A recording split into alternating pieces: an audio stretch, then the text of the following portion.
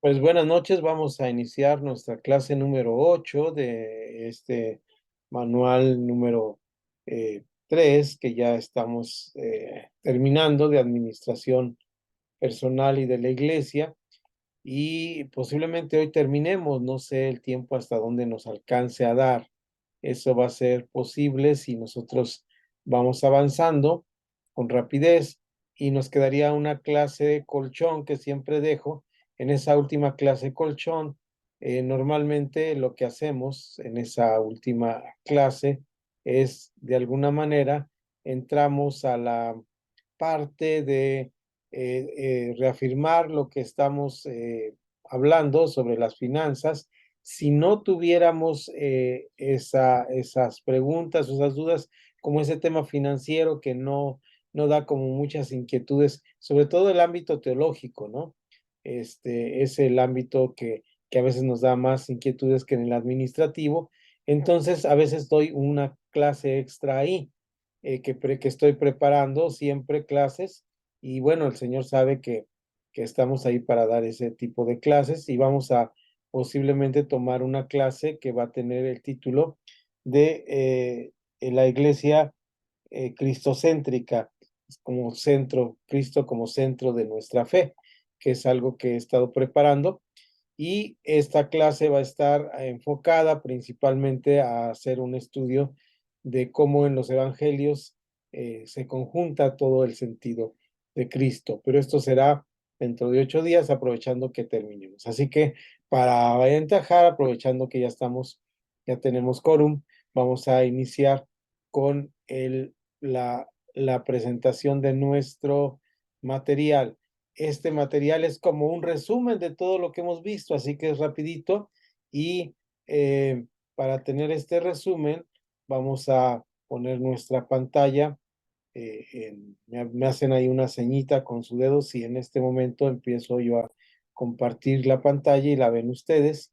Y si ven la pantalla azul que estoy poniendo ahí, eh, sobre todo para ver este tema de que estamos en el módulo 3 y vamos a hacer un resumen sobre esto del dinero. Vamos a terminar precisamente hoy la clase con el dinero, con qué es el dinero y cómo se maneja. Y para ver esta clase, pues tenemos esta clase que se llama administración financiera, ¿no? Esta administración financiera tiene que ver con esta página, ya hemos avanzado hasta la página 22, realmente estamos ya en la página 23, dejamos 3 rengloncitos al final libres para ver, ahorita los voy a ubicar, pero todo este curso que hemos visto tiene que ver con el dinero. Dijimos este ejemplo de estos que nos puso el maestro Edson cuando dijo a Martín, el profesor Martín dijo algo muy interesante. La Biblia que estaba en el Museo de la Biblia en Estados Unidos, donde le habían quitado con cúter todas las partes donde hablaba de la Biblia, estaba bastante pobre la Biblia. Entonces, sí hay en la Biblia mucho que hablar acerca del dinero. ¿De acuerdo? Entonces, ya con esta portada que tenemos aquí, vamos a ir a nuestra pizarra electrónica. Ahora sí, vamos a ir manejando y vamos a ir viendo todo lo que tenemos aquí de del manejo financiero. Entonces, estamos en la página 23, en donde termina ya, o sea, en la 22 empezó esta grande lista y vamos ahí siguiendo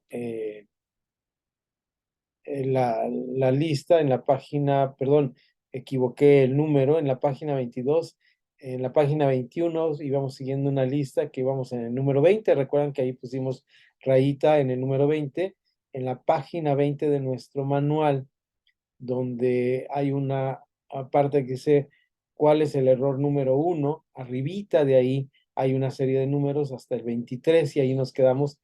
Y nada más recapitulando, en estos números lo que estábamos haciendo era precisamente revisar qué era lo que estaba como en la parte importante de cuál es la mayor necesidad en la iglesia de las finanzas.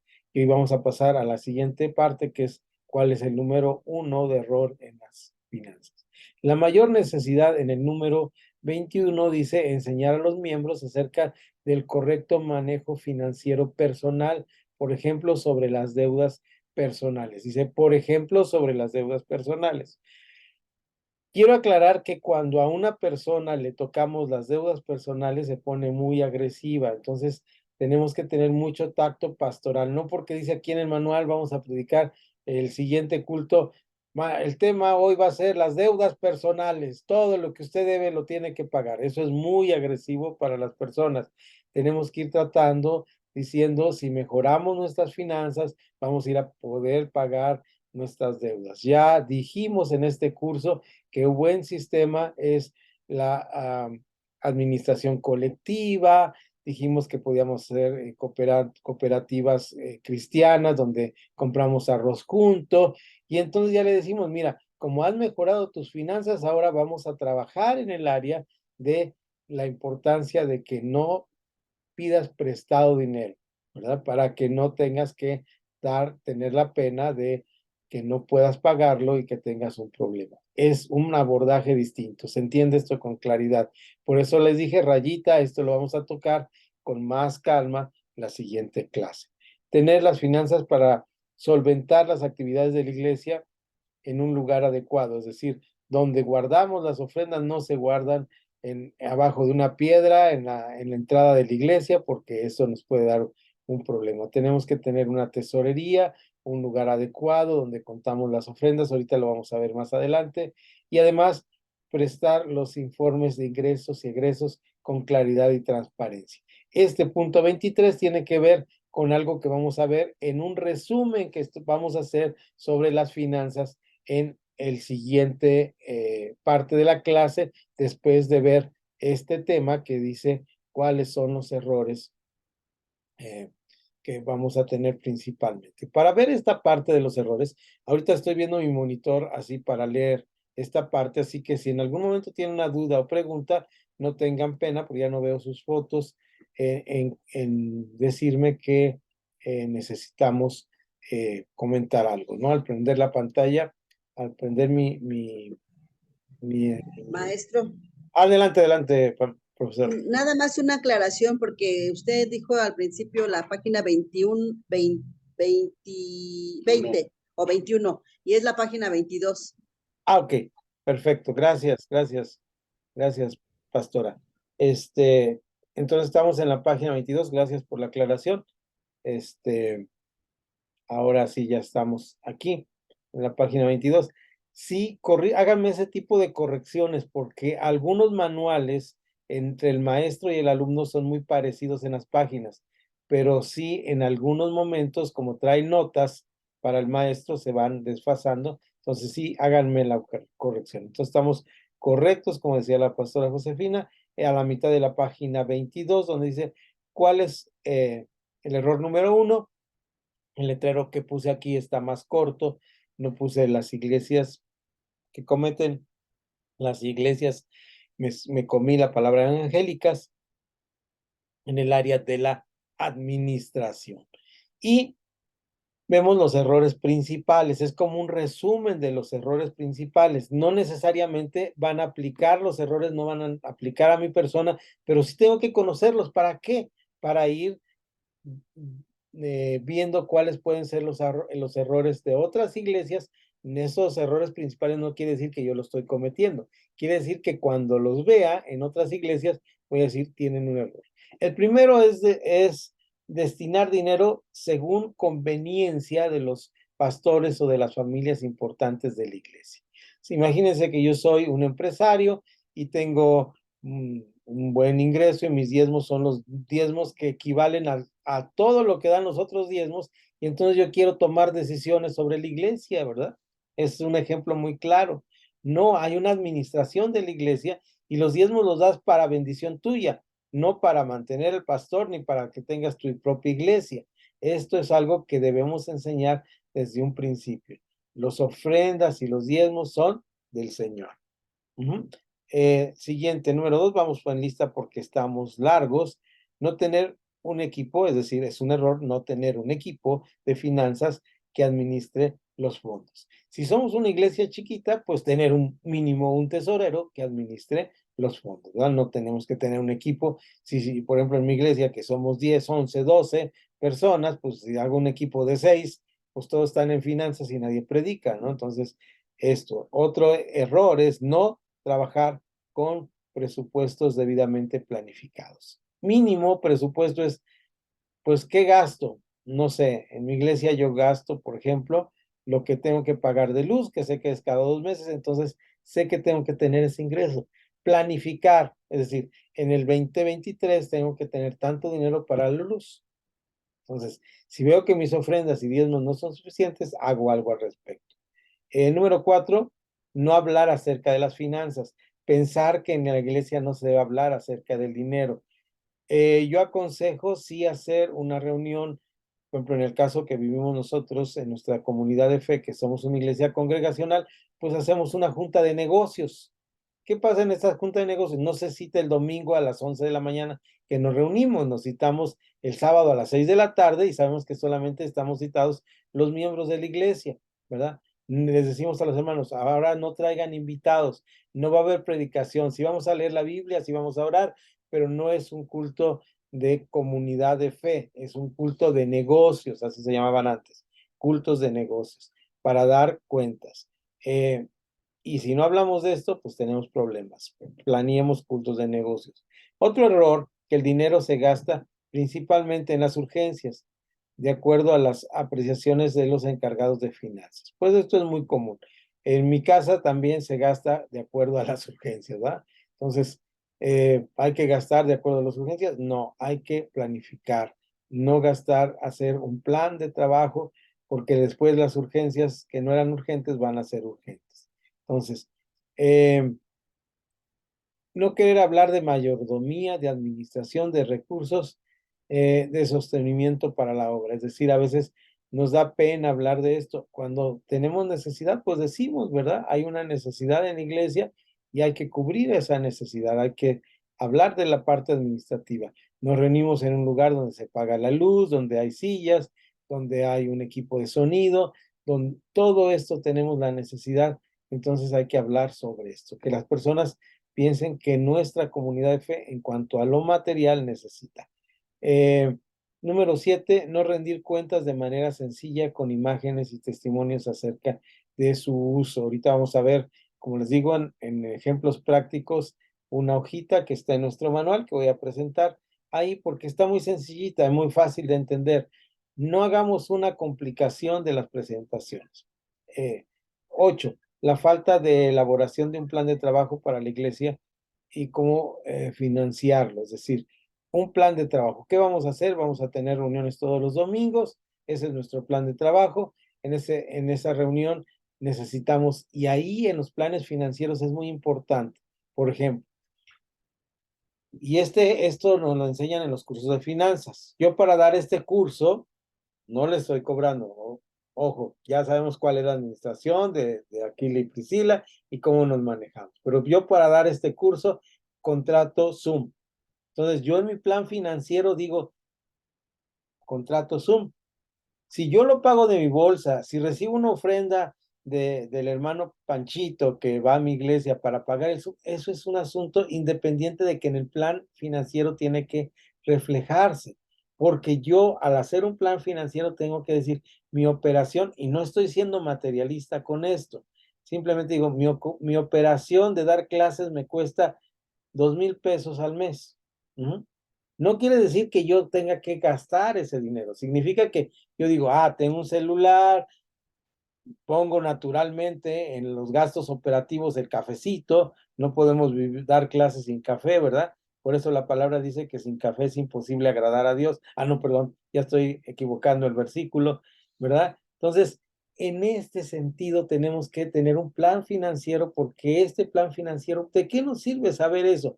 Nos sirve saber que la operación tiene un costo que naturalmente, fíjense bien, debemos decir, Dios provee adecuadamente. Yo les di testimonio la vez pasada, al final, fuera de cámara, de cómo Dios había hecho algo financiero en mi propia vida, ¿no? Entonces, esto tiene que ver con esta parte de que tenemos que estar seguros de que Dios está obrando en nosotros. No se trata de ser cuentachiles, ni decir estoy gastando más de lo que recibo de la iglesia, de lo que recibo en un curso. No, no, no. Se trata de saber, todo eso Dios lo está proveyendo. Todo eso Dios lo está proveyendo y eso tenemos que inyectárselo y la iglesia tiene que saber que tenemos el Dios del universo supliendo todas nuestras necesidades en nuestras propias comunidades de fe, que Dios está teniendo cuidado de nosotros, porque así lo dice en el Sermón de la Montaña. ¿No tendrá vuestro Padre Celestial también cuidado de ustedes como la tiene de los pajaritos y de las florecitas? Así es. Entonces tenemos que elaborar un plan financiero. 9, la falta de planificación en cuanto a elaboración de un presupuesto anual o semestral. Es decir, es un error hacerlo, muy difícil de hacerlo, pero en lo básico, renta, luz, eso es lo que necesitamos al año, ¿verdad? Sin esa planificación, no sabemos cómo vamos a ir caminando. Número 10, encargar a personas que no estén capacitadas, es un error, encargar a personas que no estén capacitadas para ejercer la función administrativa de la iglesia y que por ende tienden a espiritualizar la manera de realizar esta función. Esto no quiere decir que los hermanos espirituales no puedan ser buenos financieros, no. Aquí da un ejemplo simplemente, que algunos hermanos simplemente dicen, no, hermano, pues ¿para qué contamos las ofrendas? Échalas ahí, ¿para qué hacemos un presupuesto? Dios proveerá. Eso es ser, yo no le llamaría espiritual aquí, sino espiritualoso. O personas, imagínense que yo digo, hermano, fíjese que ya llegué a la iglesia, yo soy cristiano de muchos años, ¿me podría recibir, pastora Josefina, ahí en su iglesia? Sí, hermano, podemos recibirlo. Y mire, ahorita no tengo trabajo, debo el refrigerador, pero yo tengo el ministerio de las finanzas, hermana. ¿Me podría dejar la chamba de tesorero? Pues sería un error, ¿verdad? Porque las primeras ofrendas pues, me iría a comprar los huevitos con frijoles, porque es mi necesidad. Entonces, tengamos cuidado cómo ponemos a la persona adecuada en las finanzas, ¿no?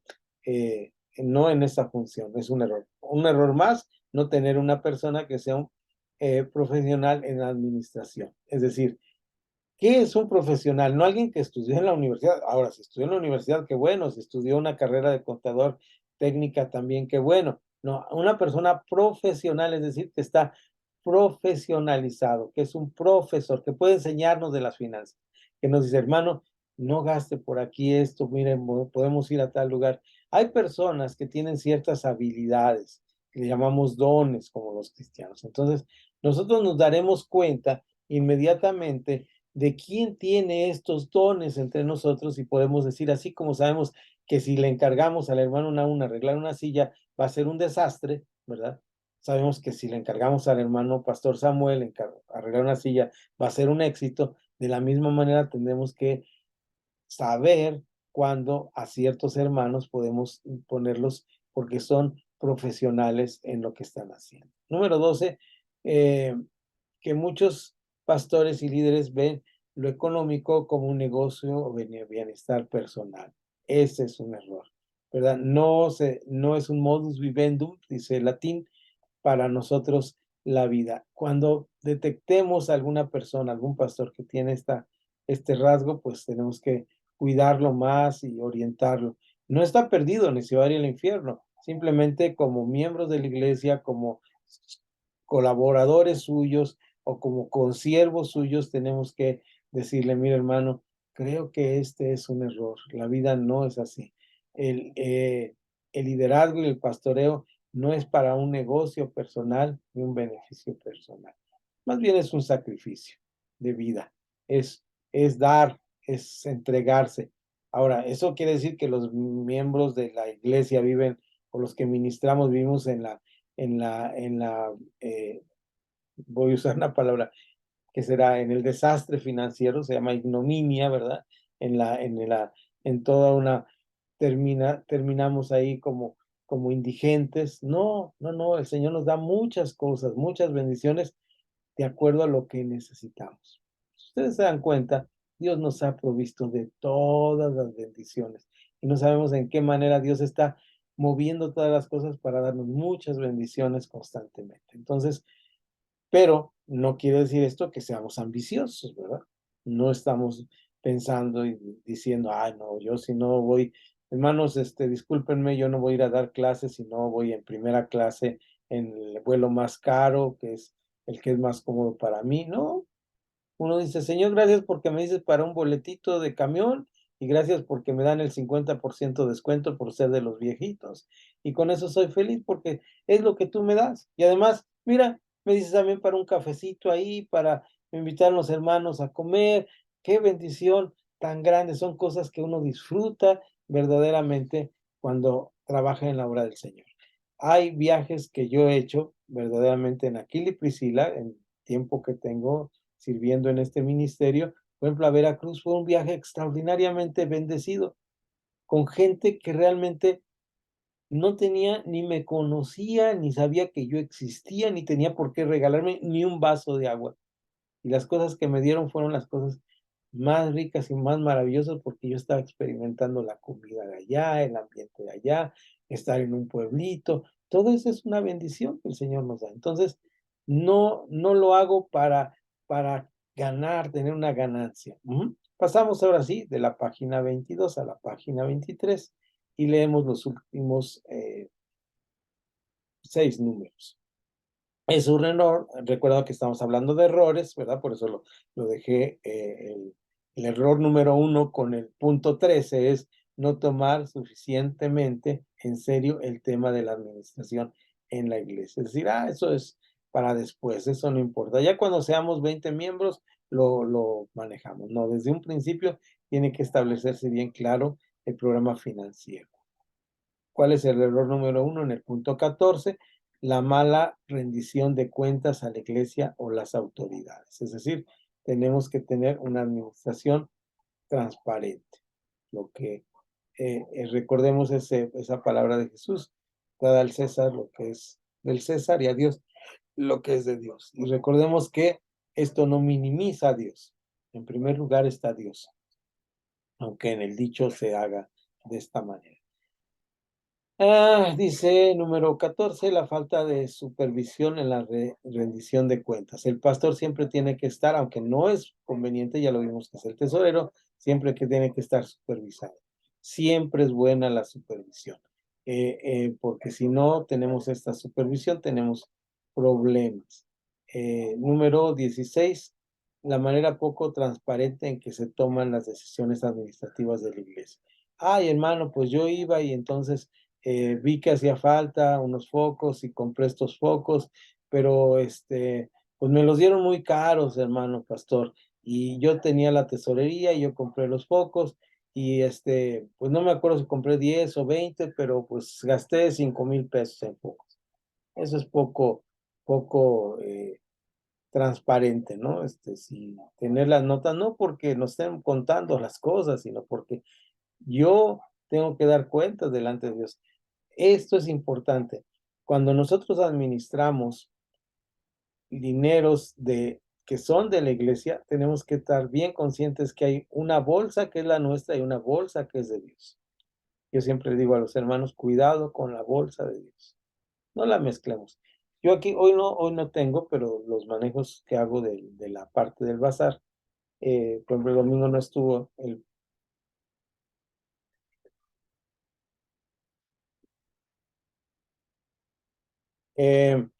los manejos que se hacen. Yo tengo los sobrecitos y los traigo, aquí los tengo apuntados, ahorita los llevé para la recámara, pero ahí tengo apuntados, y si son 5 pesos, son 5 pesos, y no son mis 5 pesos. Hoy vino el del agua y no encontraba mi cartera, y ahí estaba el sobrecito con 50 pesos, yo sabía que ahí estaba, pero no es porque yo lo pensé, o sea, y lo pensé, fíjate. Dije, y luego que encuentre mi cartera, pero me acordé lo que siempre les aconsejo a los hermanos, dije, Naoncito, vive lo que predicas, ¿verdad? Le dije al güero, bueno, a lo mejor me voy a quedar aquí endrogado contigo porque no encuentro mi cartera. Y me dijo el muchacho, no se preocupe, señor, ahorita vemos cómo le hacemos, ¿verdad? Y yo no sabía que traía para tarjeta de crédito, no es cierto. No sabía que me podía esperar o podía venir después, pero ahí al final me di cuenta dónde estaba la cartera. Pero este es un ejemplo que les doy así de sencillo La, la bolsa, gracias.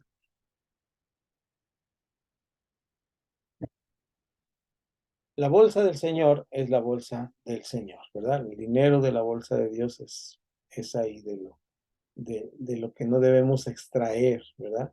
No se extrae de esa bolsa porque es la bolsa del Señor. Tengamos cuidado con esto. Es simplemente, es cuestión de un buen hábito que podemos tener y manejar. Ya me perdí en cuál iba. Cuando me salgo me pierdo de manera poco transparente. Ok. No invertir los recursos en lo que una iglesia ha sido llamada. Es un error no invertir los recursos en lo que una iglesia ha sido llamada. Es decir, si somos llamados al evangelismo, a predicar el evangelio, pues compramos material para los niños, compramos Biblias, con eso, ¿verdad? No decimos, ay, hermanos, pues fíjese que está bien barato el kilo de huevo. Vamos a invertir en el huevo porque cuando esté caro y luego se nos pudren los huevos porque no se vende o baja mucho el precio, ya no vamos a invertir en eso, no hacemos inversiones. Creo que se toca más adelante, pero lo voy a decir aquí. Se toca más adelante, pero tampoco es una financiera. La iglesia no es una financiera. No prestamos a rédito, porque desde mi punto de vista puede estar equivocado. La Biblia nos dice que no debemos hacer esto. Y, muy importante, no auxiliamos a las personas que tienen necesidad, en el sentido de economía, ¿verdad? En el sentido de economía. Dice, hermano pastor, pero esto es muy cruel de su parte. No, no es cruel, simplemente no somos un lugar de préstamo, ¿verdad? Ofrendamos cuando hay la necesidad, eso es muy diferente. Si tú vienes a mí y yo siento por el Espíritu Santo que tienes una gran necesidad en mi corazón, no solamente de la iglesia, sino del tesoro de la iglesia, sino de mi propia bolsa, te doy. Pero es diferente eso a decir, hermano, ¿me podría prestar? Eso no. Ni entre hermanos tampoco, ¿verdad? Ni entre hermanos. Yo les digo, hermanos, si alguien quiere pedir prestado a otro hermano, no estamos aquí para eso. Nuestras relaciones no son para eso.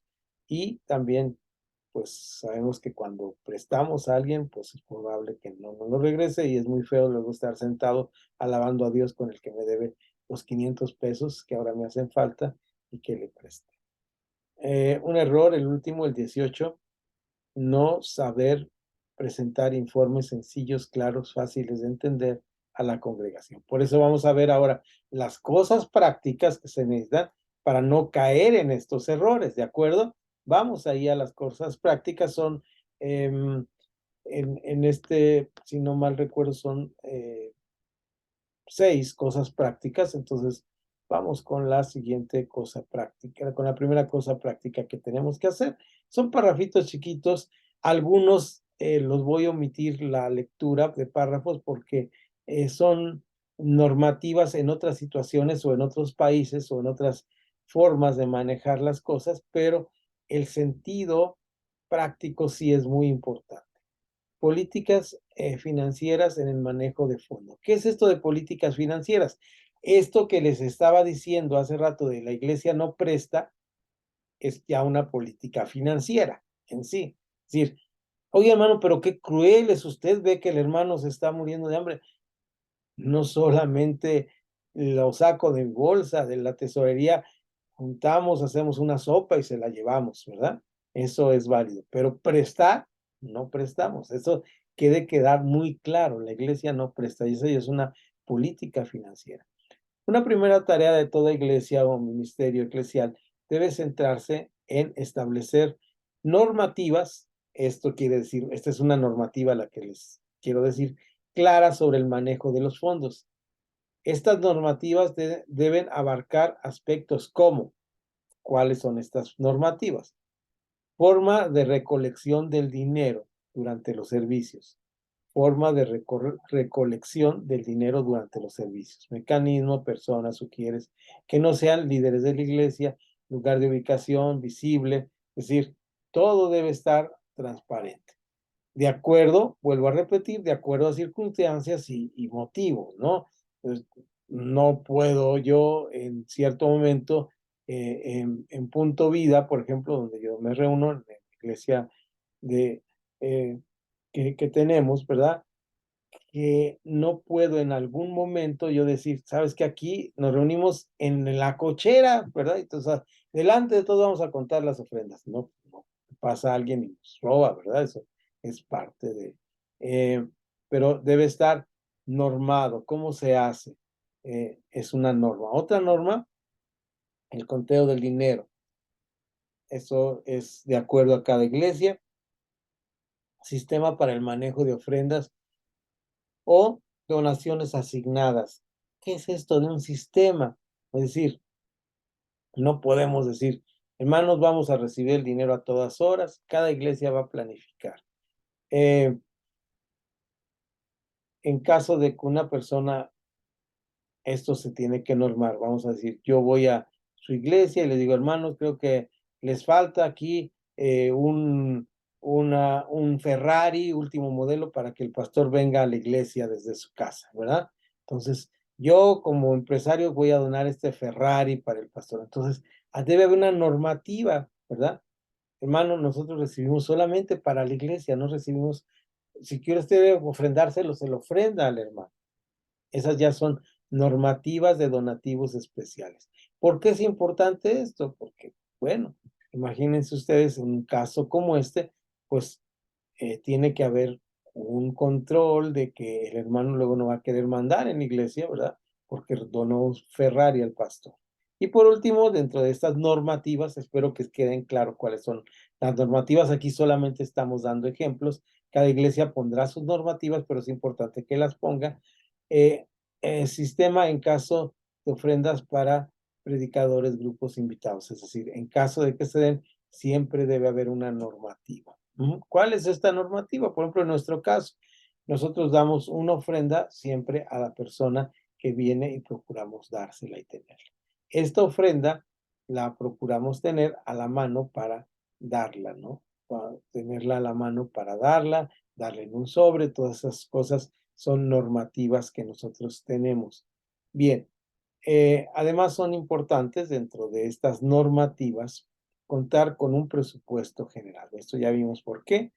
Y voy a brincar esas 3 viñetitas que son circulitos, por lo menos en mi manual, para ver otro punto importante de las normativas es cumplir con las normas normativas del tributo fiscal en caso de que las haya, ¿no? Cuando tenemos una R, pues el contador de la R nos va a decir cuáles son las normativas que tenemos que cumplir en el caso que sea de esta manera.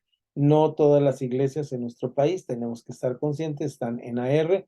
Es más, he sabido de que hay algunas formas de estar siendo iglesia sin ser AR, como son las asociaciones civiles, pero estas están siendo cada vez más apretadas por el gobierno de nuestro país. ¿Por qué? Porque pues es necesario que no evadan impuestos, pero también hay algunas que te dicen, puede ser iglesia por tantos años y luego tienes un plazo para registrarte, para empezar tus trámites para registrarte. Todo eso tenemos que verlo para estar cumpliendo con la parte económica y pues tener esto. Otra normativa, tener comprobantes de las operaciones, ingresos y egresos. Tener siempre una libretita y apuntar mínimamente estas cosas. A quién se le da dinero, cuánto se le da. Bueno, es una buena normativa si lo queremos poner como normas. Todas estas normas es si las queremos poner como normas. El control financiero es una auditoría externa, es decir, ya que tenemos esto, contratamos a alguien que nos hace una auditoría. Hay hermanos en la iglesia que son contadores que trabajan en esto y a veces les pedimos hacer esto. Por ejemplo, yo hace unos días hice algo. Iba a hacer una pausa a las 7:30 y se me fue. Bueno, hice algo que, eh, que fue pedir un dinero para un hermano que está en el extranjero que tenía una necesidad.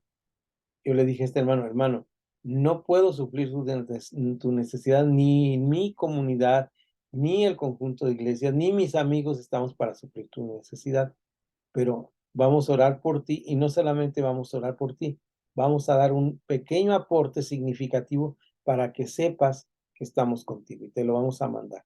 Va a ser algo significativo, algo que yo sé que mis amigos y hermanos a los cuales me voy a comunicar solamente van a arrancarse un pedacito de ellos para juntarlo y enviártelo a tu país donde estás en una gran necesidad. Y yo hice esto. Nunca lo hago y no lo voy a hacer otra vez. Eso fue algo excepcional, ¿verdad? No me dedico a juntar dinero. Pero una de las cosas que yo le dije a él, le dije, y tengo un amigo que es contador, que después que haga el proceso nos va a auditar. Yo le pedí a este hermano, que es contador y trabaja para Hacienda, le pedí que me auditara. O sea, que viera mi estado de cuenta, que viera las personas a las que le pedí, quién lo dio y a dónde se mandó el dinero, ¿verdad? Y al final le dije, ¿puedo esta auditoría externa dársela a las personas que, que me donaron? Y él me dijo, no es necesario, hermano, yo pienso que las personas ya te confiaron y tú hiciste esto. Si en algún momento alguna dudara, tú puedes presentarle esto que hiciste, ¿no? Con el estado de cuenta, con lo que me estás diciendo que tienes, es suficiente auditoría, ¿verdad? No necesitas una carta de un auditor, porque pues él es auditor y él sabe lo que cuesta una carta del auditor. Y una carta del auditor me iba a costar mucho más de lo que le había mandado al hermano que juntamos todos. Pues no, se trata de esto, ¿verdad? No vamos a tener un contador en la iglesia cuando juntamos 50 pesos cada domingo y el contador mínimo nos va a costar 6,000, 7,000 pesos al mes, ¿verdad? Entonces, es lógico esto, pero sí tenemos que tenerlo en la visión, porque tener una visión, eso es cuando la iglesia no tiene visión, es cuando las cosas no salen bien. Tener una visión del futuro es cuando nosotros podemos tener un panorama distinto. Y nosotros hay un ejemplo maravilloso. Bueno, quería terminar, ya me estoy yendo, dije que hoy no me iba a ir por la tangente, ya me estoy. Hay un ejemplo maravilloso que es el alpinismo. Usted ve la montaña de la mujer dormida que ustedes tienen allá, es Tlaxihuatl, y entonces cuando uno lo ve de lejos se ve de una forma. Cuando uno lo va subiendo, se ve de otra forma, ni siquiera ve la forma de la mujer dormida. Pero lo más maravilloso es cuando uno está en la cima y puede ver todo el Valle de México. Eso es extraordinario. ¿Por qué es extraordinario? Porque tiene una visión diferente. Entonces, cuando nosotros empezamos a planificar financieramente, nosotros vamos a tener una visión diferente, es importante. Entonces, con esto terminamos este punto y ya vemos cuáles son las políticas o las normativas. Y las normativas o políticas tienen que ser establecidas por nosotros, no nos tienen que apretar el pescuezo, ¿verdad? Tiene que ser algo que nos sirva realmente para tener esta visión a futuro. Siguiente punto. Oh, aquí está. Es lo que les decía hace un momentito de la información que tenemos que comunicar con toda claridad. Es decir, nuestro manejo tiene que ser súper claro. Me voy a brincar algunas partes de la lectura porque son muy sencillas, pero dice, el primer párrafo es importante. Para fortalecer la transparencia en el manejo financiero de la Iglesia o ministerios eclesiales, es clave informar y comunicar periódicamente a los líderes y miembros de la Iglesia. Para lograr esto, el equipo económico debe, pues, mantener reuniones periódicas con los dirigentes para saber cómo vamos y elaborar informes financieros. Y vamos a ver aquí un informe financiero. Ahí está, bueno, los que tienen el celular más chiquito, pues no lo van a ver tan bien, pero también está ahí en su manual. Más bien lo dejo para cuando los hermanos ven la clase en diferido, lo puedan ubicar perfectamente. Vean, ahí está el informe, la hojita está muy sencilla, la pueden ver mejor en su manual, pero fíjense, dice ingresos del mes, domingo 1, 2, 3, 4 y 5, bueno, si no tiene 5 domingos, pues normalmente tiene 4, pues ese no hay domingo, se cancela. Luego pone ahí el signo de pesos en su hojita, si la hace, porque no va a usar guaraníes como los paraguayos que hicieron este manual. Además, ahí creo que un peso, un peso mexicano nuestro vale como 1 millón de pesos guaraníes, así que es una barbaridad de ceros la que maneja, ¿no? Entonces, tenemos aquí estos, ponemos, por ejemplo, 50 pesos, 100 pesos, 200 pesos, 300 pesos, y lo sumamos y ese fue nuestro ingreso. Si hubiera un motivo especial, que decimos, el hermano de que vino a predicar, en lugar de darle ofrenda, él nos dio una ofrenda especial para nuestra iglesia de 500 pesos, pues ahí lo ponemos. Y ponemos el ingreso total de ingresos. Egresos, hay una serie de renglones, puede ser que sean pocos, muchos, pero ahí anotamos todo lo que gastamos, y al final tenemos en el punto A el saldo final del mes de ingresos y egresos, ¿no? Entonces, vemos cuál es mi ingreso, cuál es mi egreso, menos ingreso, menos egreso, pues me va a dar los 1,000 pesos que me quedaron, saldo del mes anterior, yo tenía 500 pesos, en la caja debe haber 1,500 pesos. Esto que estamos viendo aquí, mis estimados hermanos, es precisamente un informe en blanco y negro. Yo hago mucho hincapié a los hermanos, los informes financieros deben ser en blanco y negro. Esto es un informe en blanco y negro. Entró, salió, porque a veces me salen con programas financieros que el pasivo, que el activo, que esos son términos contables que son muy bonitos y deben ser muy interesantes, pero lo que yo quiero saber es cuánto tenía, cuánto entró, cuánto gasté y cuánto tengo. El hermano que va a la iglesia es lo que quiere saber, ¿verdad? Y este informe, así de sencillo, es importantísimo. ¿De acuerdo? Hagamos una práctica. Yo he insistido muchas veces a la tesorera nuestra, hagamos un informe financiero. Mira, actualmente no necesitamos hacer una reunión ni hacer un culto. Simplemente preséntanos nuestro informe, mándalos a nuestro grupo de la iglesia y los hermanos se sienten muy verdes, decir, ahí donde están esos 1,500 pesos está mi diezmo que estaba dando. Mi ofrenda está ahí reflejada en eso. Se siente muy a gusto esto. Ahora dice uno, no, hermano, no te preocupes, yo confío en ti. Qué bueno que confías en mí, pero mira, hermano, aquí está nuestro informe financiero en el WhatsApp, ¿sí? De estos primeros 6 meses. Eso es muy importante. Eso da tranquilidad a la iglesia y da una actitud diferente a la hora de ofrendar. Nosotros lo hemos visto en nuestras comunidades de fe. Cuando tenemos informes financieros, tenemos no más dinero, porque esto es nuestro objetivo. Tenemos dadores alegres, que ese sí es nuestro objetivo de acuerdo a la Biblia.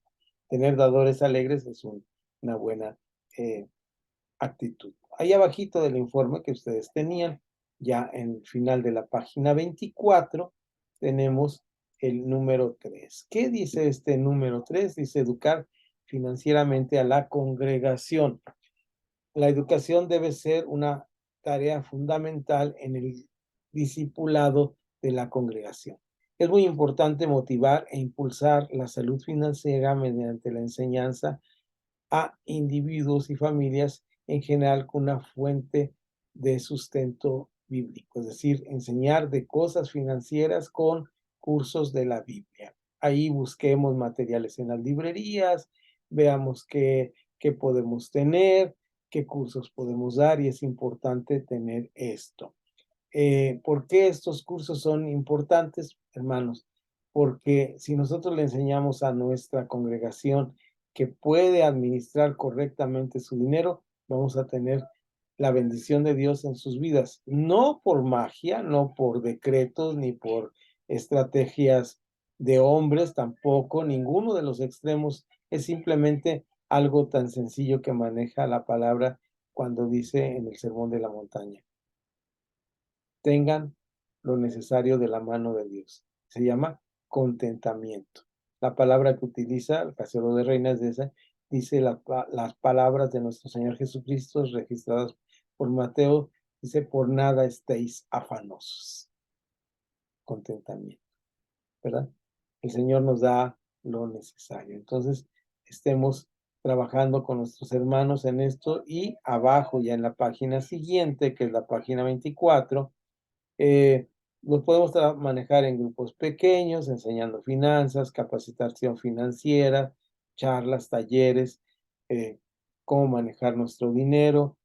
Por ahí hay unos cursos, recuerdo ahora el curso bíblico elemental número 1 de la Iglesia Asambleas de Dios, tiene todo un capítulo sobre las finanzas, qué es el dinero, cómo lo debemos manejar.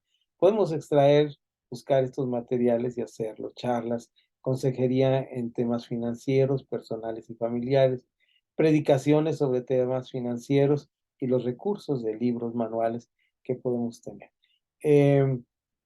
Esto en la actualidad con las computadoras se llama reservorio, perdón por la palabra tan elaborada, pero así se llama, tener un reservorio.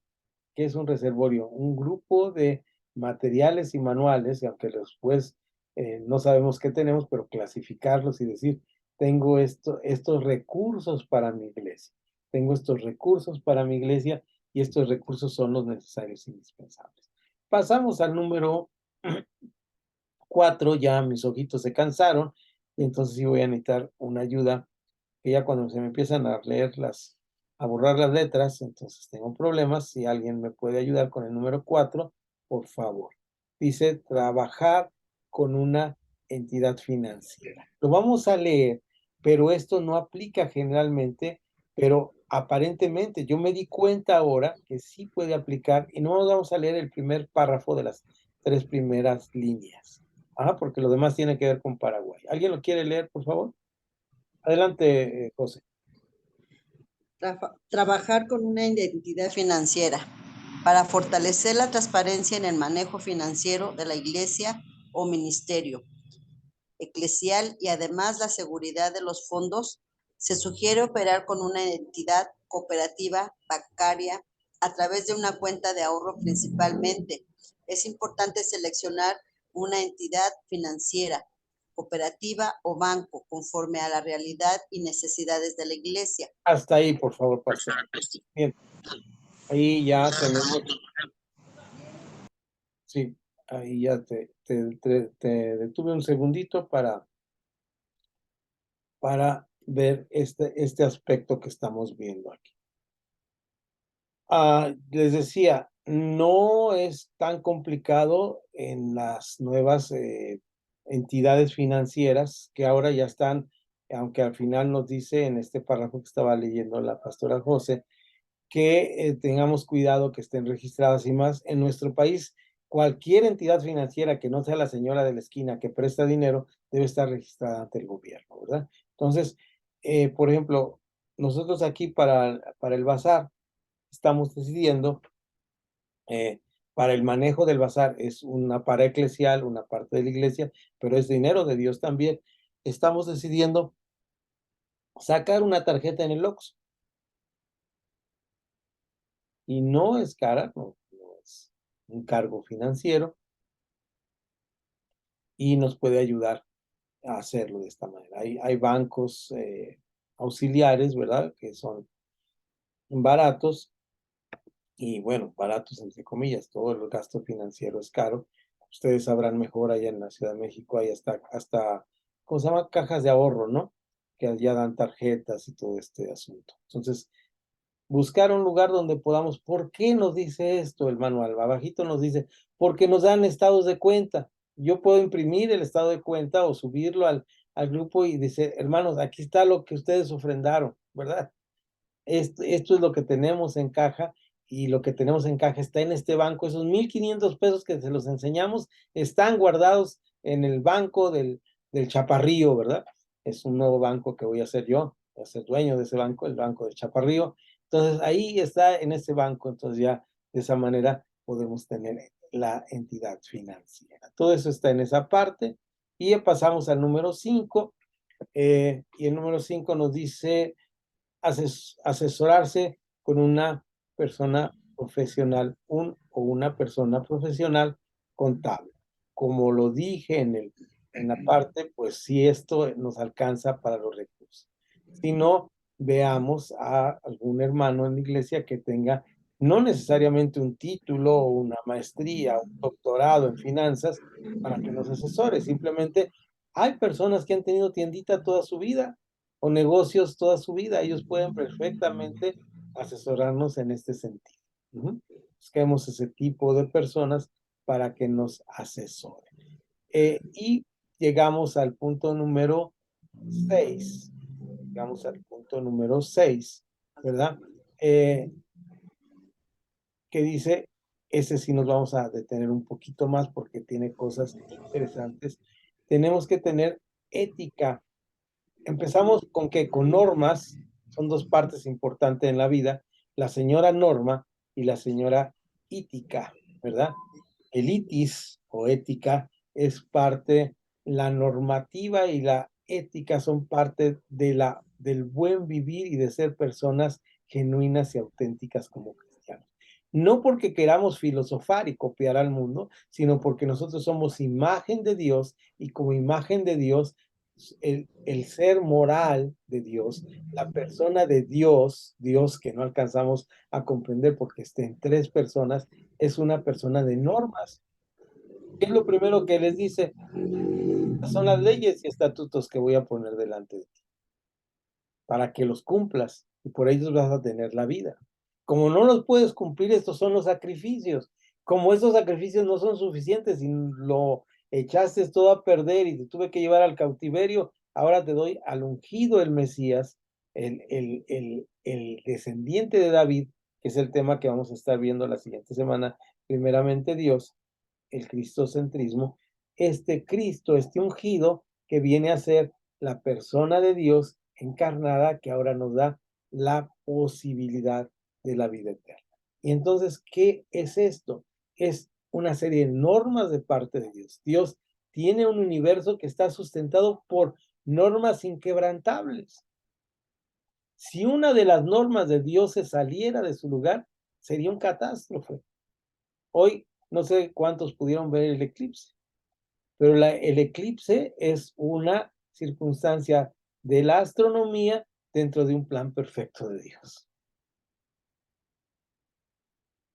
¿Cuántos supieron que acá en Jalisco tuvimos un ciclón? ¿No? Hoy todavía hubo un poquito de lluvia, ya fue un solo día de lluvia. Todo ese ciclón que ven ustedes ahí en el mapa que va corriendo y va moviéndose, tiene un desastre que es toda una armonía, por Dios, que tiene una función, que tiene, todo es maravilloso. Vean ustedes la siembra, la cosecha, todo, dice, todo tiene su tiempo, todo tiene su lugar. ¿Recuerdan Eclesiastés? De esta manera tenemos las normas de Dios. Pero las normas de Dios tienen que estar respaldadas con algo importante, con nuestra manera correcta de comportarnos. Ética es la manera correcta de comportarnos. Cuando yo les conté lo que me pasó hoy, yo tuve una actitud ética. Una actitud ética no quiere decir que soy una buena persona, que soy un santurrón. Quiere decir que había un precepto en mi cabeza y yo seguí este precepto. Ética no quiere decir que yo soy santo y que no peco. Ética quiere decir que yo tengo un supuesto en mi cabeza y cuando tomo una decisión, tomo la decisión en base a ese precepto. Ejemplo, si yo tuviera aquí una botellita junto a mí y tuviera una cruz así con una calaverita arriba y digo, ¿será esto Coca-Cola? ¿Qué me dice mi presupuesto?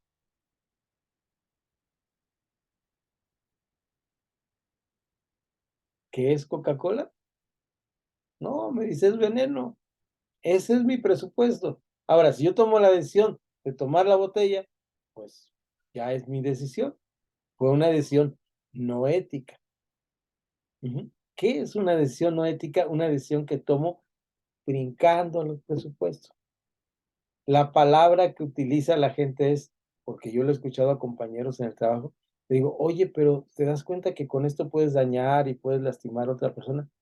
¿Cuál es la persona? Sí, eso que pensaron ustedes, de valor, ¿verdad? Es que a mí me vale, ¿verdad? Es lo que dicen las personas. Ese me vale es falta de ética. No es una palabra tan difícil ni tan complicada, ética. Sí se complica en la filosofía y sí tenemos que estudiarla y el último curso que les voy a dar a ustedes va a ser ética cristiana. Pero de alguna manera la base de la ética cristiana es simplemente esto. Los preceptos que nosotros tenemos y esos preceptos que nosotros tenemos o cosas preestablecidas, ¿me las brinco o no me las brinco? Y es ahí cuando yo dejo de ser una persona ética.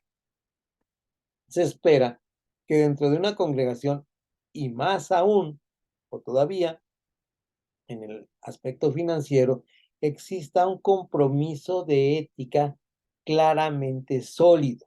Cuando dice un compromiso, hay normas establecidas las cuales no me puedo brincar.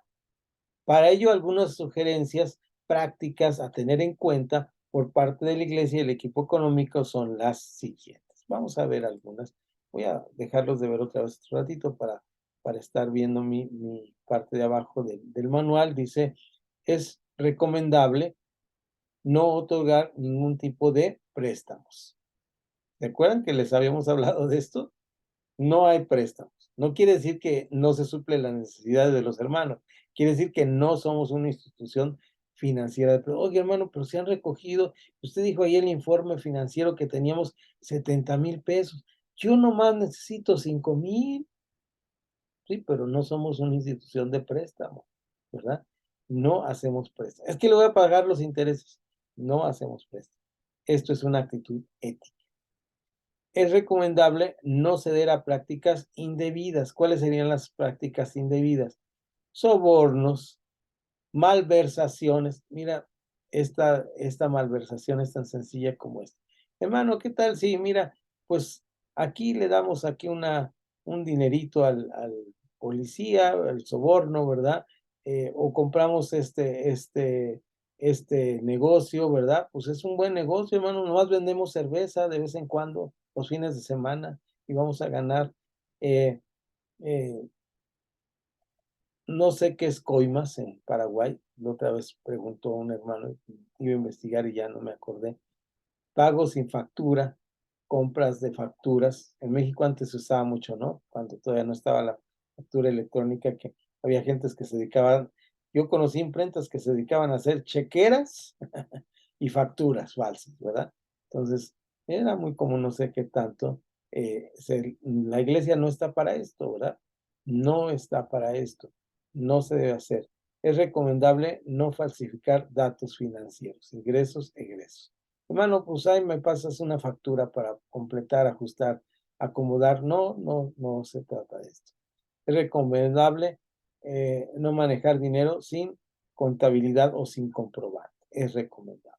Para concluir, tomemos un tiempo en oración, lo vamos a hacer al final, siempre que terminamos un curso oramos, ¿verdad?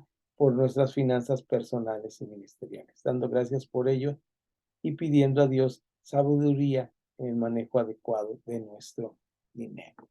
Pero antes de terminar en el tiempo que tenemos por terminar, vamos a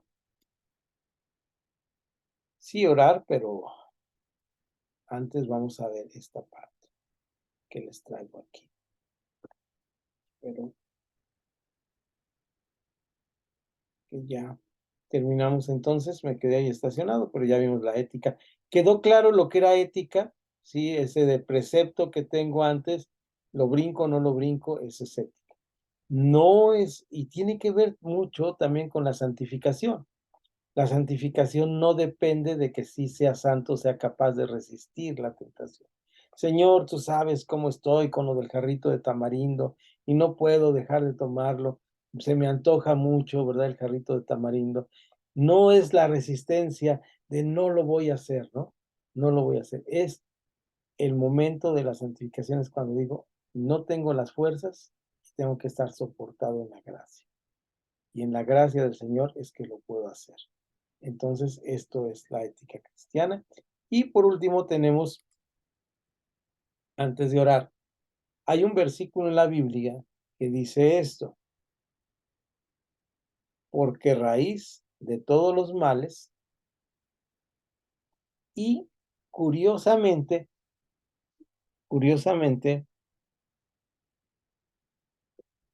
el dicho popular dice contrario a lo que dice la Biblia, porque dice la Biblia lo siguiente, esto lo escribe Pablo a Timoteo, es Primera Timoteo, y Primera Timoteo tiene 6 capítulos. Al final en el capítulo 6, irrumpe Pablo con una serie de aseveraciones, ¿verdad?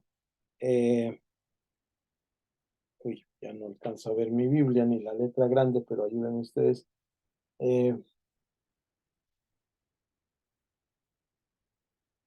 Dejen ver si lo alcanzo a leer. Por aquí está la palabra raíz, la acabo de ver y ya se me borró. El problema no tener buenos ojos, debe ser el 10, si no me equivoco, pero bueno, ahorita lo enfocan ustedes ahí. Es antes de "Mas tú, hombre de Dios". Sí, es el 10, maestro. Es el 10, seguro, pero fíjense bien, la gente dice, gracias, pastora, la gente dice, porque la raíz de todos los males es el dinero. ¿No es cierto? Es más, busquen ustedes en internet esta frase, porque raíz de todos males, el dinero, y aparecen un montón de dichos, hasta cuadritos así para pegarlos en su, en, en su, en sus memes o demás cosas que ponen. La gente que lee la Biblia, y conste que aquí no estoy haciendo publicidad, hubo un político mexicano que, porque el político que era el mero patrón, se enfermó de COVID, pusieron al que era secretario de Gobernación a dar las conferencias. Se llamaba, nada más para que se den una idea cómo se llamaba, Adán. Ya cuando dice Adán, pues tiene que ver con el cristianismo. Y él citaba la Biblia en Reina Valera, en versión 60, en sus conferencias. Y un día le preguntaron, ¿y usted por qué cree que pasa esto? Y dice, porque pues por eso la Biblia dice, porque raíz de todos los males. Dije, lo va a decir mal.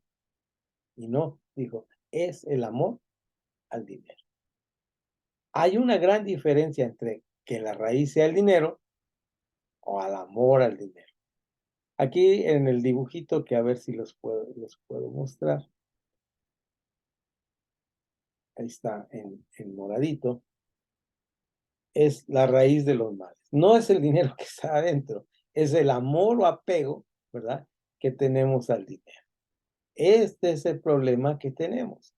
Por eso, cuando hablamos del tema de finanzas, creo que nuestra oración principal debería ser: Señor, no permitas que peque con amor al dinero. No al dinero, sino con amor al dinero.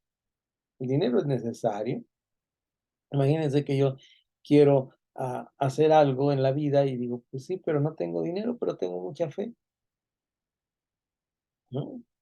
Aquí usted tiene que tener, como dicen los gringos, cash, ¿verdad? Efectivo. Entonces, es la manera en la cual nosotros podemos saber si tenemos amor al dinero o no tenemos amor al dinero, es decir, cuánto, cuánto valoro las cosas que tengo. ¿Son del Señor? ¿No son del Señor? ¿Cuánto puedo vivir sin estas cosas? Por eso Pablo llega a decir, sé tener y sé no tener, ¿verdad? Y lo que tenemos es mucho más que suficiente, mucho más que suficiente. Por eso, ahora sí, ya una vez que afiné la vista, dice aquí lo que les quería leer. Dice en 1 Timoteo capítulo 6. Fíjense bien, el capítulo 6 empieza el discurso de Pablo desde el verso 20, 5:20, 5:20. Está dando un consejo a su alumno, Timoteo, a quien le va a pasar esta fe. Dice,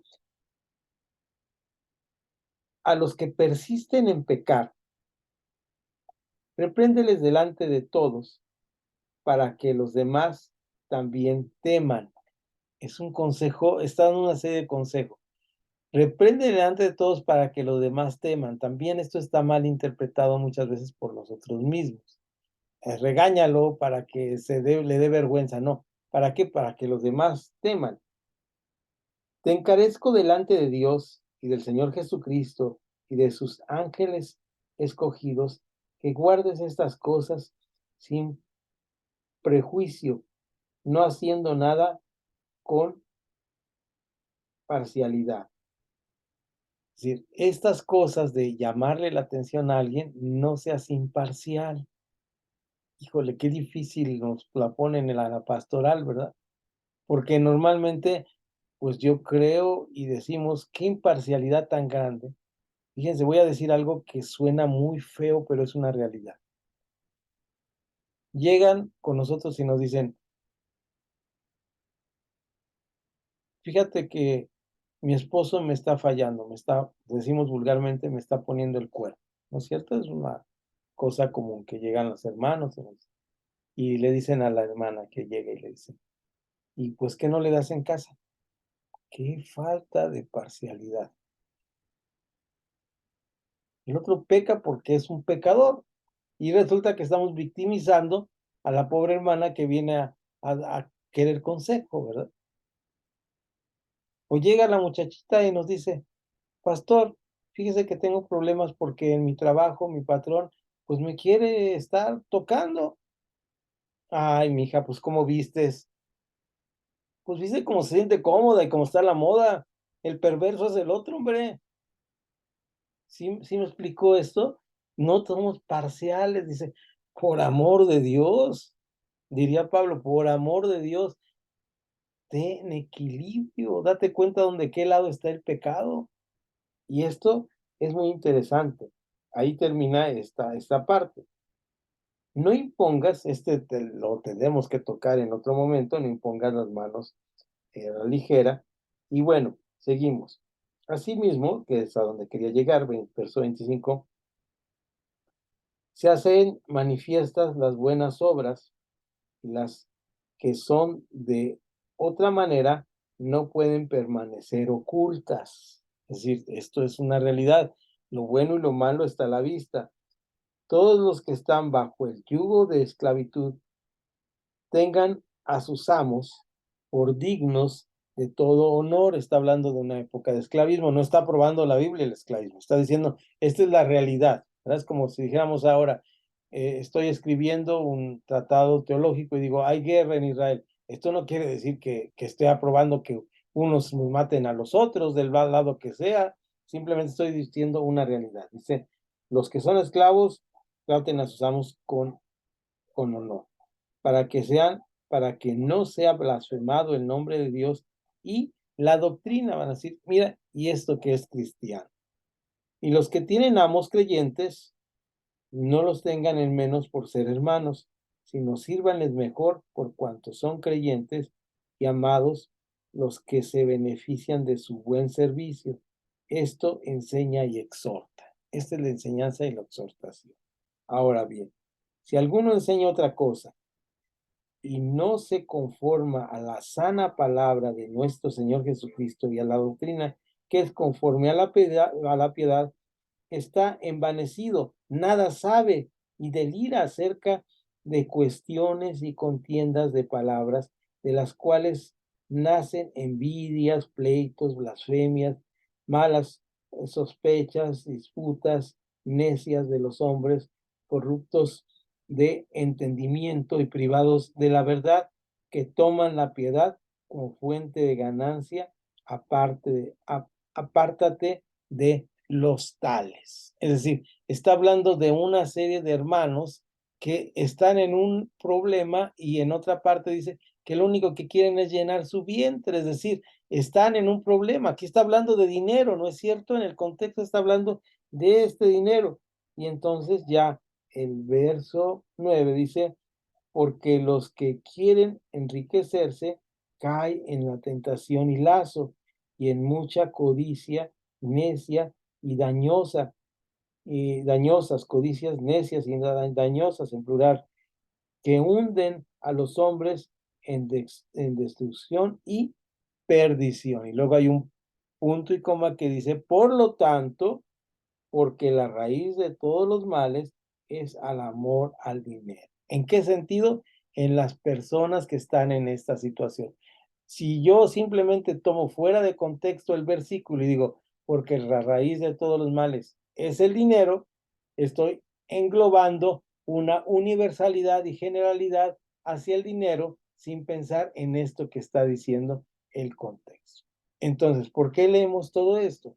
porque principalmente en la área de la administración de la iglesia tenemos que tener esto muy presente.